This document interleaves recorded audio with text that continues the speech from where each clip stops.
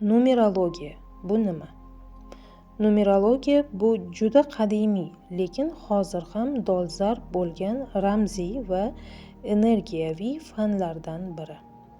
U inson hayoti, taqdiri va shaxsiy xususiyatlarini sonlar orqali tahlil qilishga asoslanadi.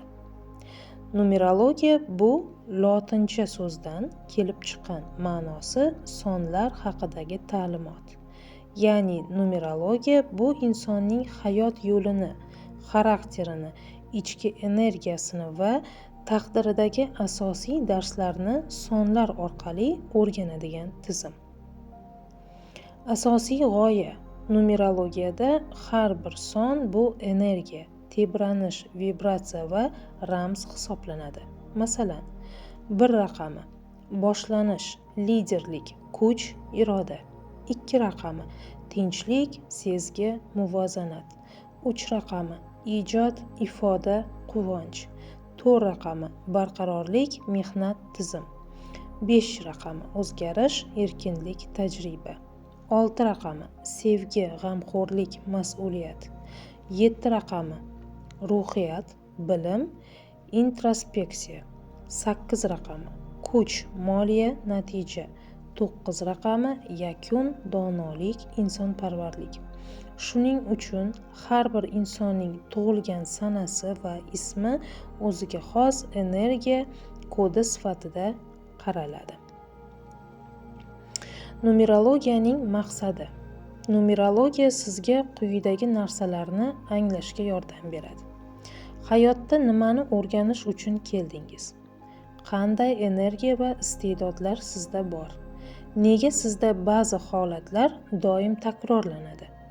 Qaysi davrda o'zgarish yoki muvaffaqiyat kutilmoqda? Qanday insonlar bilan siz rezonansdasiz?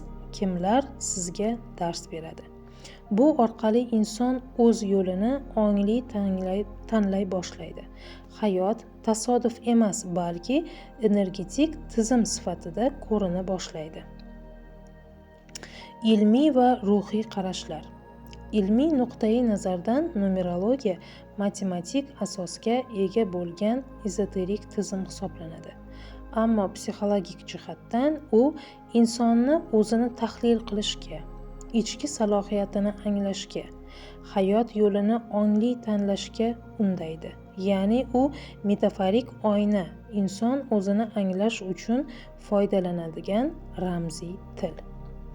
Numerologiya bu sonlar orqali inson ruhiyati, taqdiri va hayotidagi vazifalarini tushuntiruvchi qadimiy ezoterik tizimdir. Har bir son bu energiya, har bir inson o'z sonli kodining ifodasi.